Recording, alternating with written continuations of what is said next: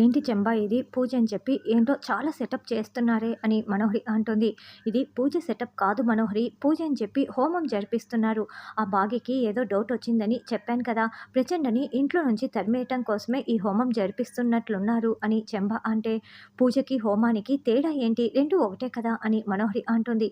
చాలా తేడా ఉంది మనోహరి, ప్రచండని తరిమేయటానికే ఈ సెటప్ మొత్తం కూడాను అని చెంబా చెప్తుంది. ఏంటి వీళ్ళు ఇలా చేస్తున్నారు, ఆ ప్రచండని వెళ్ళిపోమంటే మాత్రం వెళ్ళిపోలేదు అని మనోహరి కంగారు పడుతూ ఉంటుంది.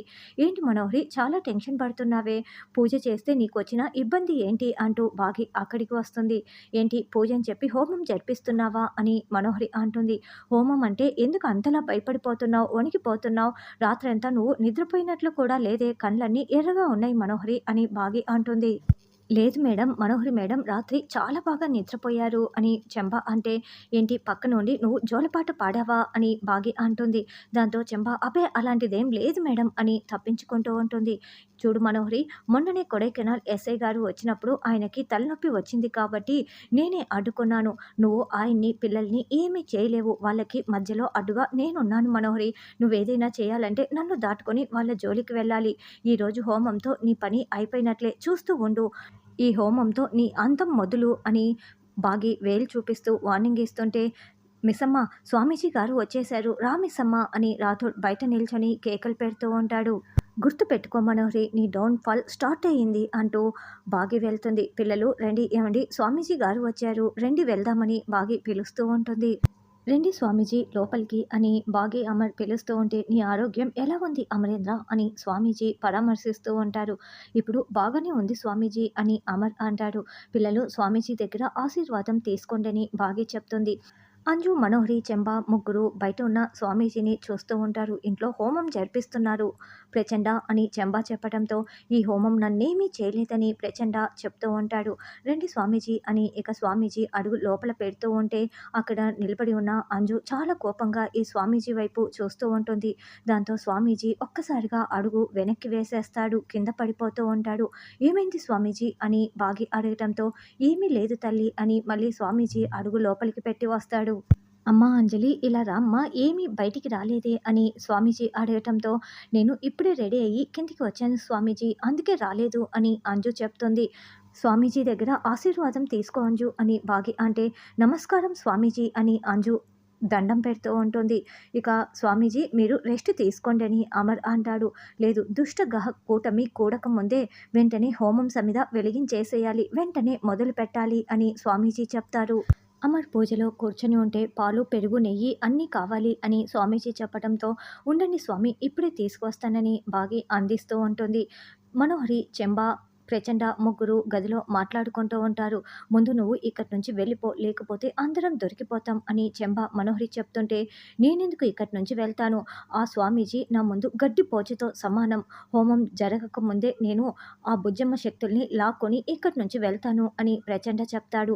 అయ్యో బాగి, అమరేంద్ర ఉండగా నువ్వు టచ్ కూడా చేయలేవు ఆ పిల్లని, అర్ధరాత్రి తీసుకువెళ్ళలేకపోయావు, ఇప్పుడెలా అందరి ముందు తీసుకువెళ్తావు, కాబట్టి ఇప్పటి వరకు నేను ఎన్ని తప్పులు చేసినా కూడా నేను దొరికిపోలేదు, నీ వల్ల నేను దొరికిపోయేలా ఉన్నాను, మర్యాదగా ఇక్కడి నుంచి వెళ్ళిపో ప్రచండ అని మనోహరి అంటే, అసలు నేను ఆ పిల్లని బయటికి తీసుకువెళ్ళి శక్తులు లాక్కుని అంతమొందిస్తానని నీకు చెప్పానా, లేదు ఇక్కడే శక్తులు లాక్కొని అంతమొందిస్తాను, చూస్తూ ఉండు నేనేం చేస్తాను అని ప్రచండ చెప్తాడు. ఆ స్వామీజీ చాలా మహిమగలవాడు, ఆయన వచ్చి రాగానే ఈ పిల్లలో నువ్వు ఉన్నవని పసిగట్టేశాడు అని చెంబ అంటుంటే, అయినా ఏమీ పీకలేడు, నేను చేయాల్సింది ఈరోజు చేసే తీరుతాను అని ప్రచండ చెప్తాడు. అమరేంద్ర, ఇంకో 5 నిమిషాల్లో అమృత గడియలు మొదలవుతాయి, అప్పుడు మనం హోమం మొదలు పెడదాము అని స్వామీజీ చెప్పడంతో, అలాగేనని అమర్ అంటాడు. అరే ఫోన్ ఛార్జింగ్లో పెట్టి తీసుకురావటం మర్చిపోయానే అని అమర్ అంటాడు. ఉండండి డాడీ, నేను వెళ్ళి తీసుకువస్తాను అని బుజ్జమ్మ వెళ్తుంది.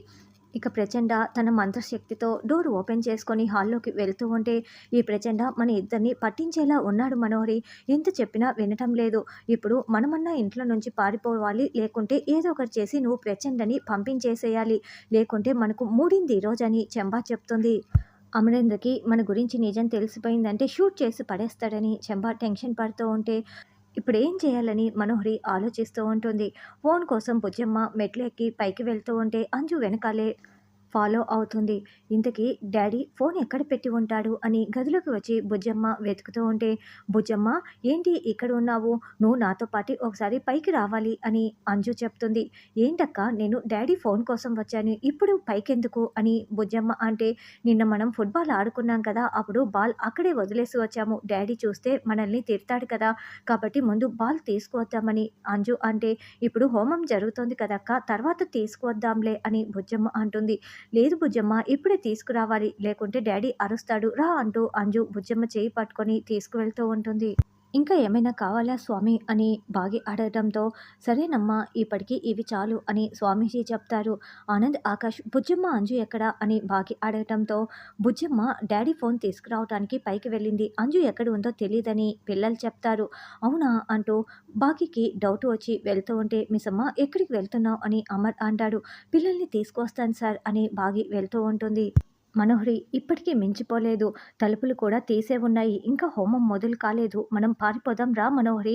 అమర్ చేతిలో చచ్చే కంటే ఇప్పుడు పారిపోవటమే మేలు అని చెంబా చెప్తుంది.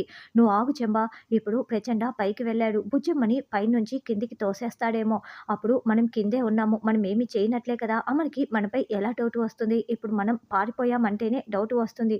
నువ్వు కాస్త ఊరుకో అని మనోహరి చెప్తుంది. తరువాత పిల్లలిద్దరూ పైకి వెళ్ళి బాల్ కోసం వెతుకుతున్నట్లు ప్రచండ నటిస్తూ ఉంటే బుజ్జమ్మ వెతుకుతూ ఉంటుంది. అక్క ఇక్కడెక్కడ కనిపించట్లేదు. చెప్పక్క ఎక్కడ ఉంటుంది అని బుజ్జమ్మ అడగటంతో, అదిగో ఆ మూల ఉంటుంది. వెళ్ళి చూడు బుజ్జమ్మ అని అంజు చెప్పడంతో బుజ్జమ్మ పిట్టగోడ దగ్గరికి వెళ్ళి వెతుకుతూ ఉంటుంది.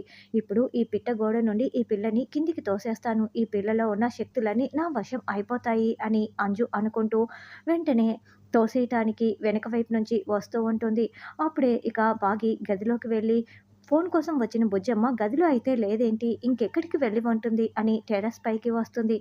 సరిగ్గా అప్పుడే అంజు బుజ్జమ్మని తోయటానికి చేతులు పెడుతూ ఉంటే బాగి అక్కడికొచ్చి, బుజ్జమ్మ, అంజు అక్కడేం చేస్తున్నారని అరవటంతో, ఈ బాగి ఎప్పుడు అడ్డుపడుతూనే ఉంది. ఇప్పుడు కూడా అడ్డుపడింది కదా అని ప్రచండ సైలెంట్ అయిపోతాడు. ఏంటి కింద హోమం జరుగుతుంటే ఇక్కడేం చేస్తున్నారు? రండి అని బాగి అరుస్తూ ఉంటుంది.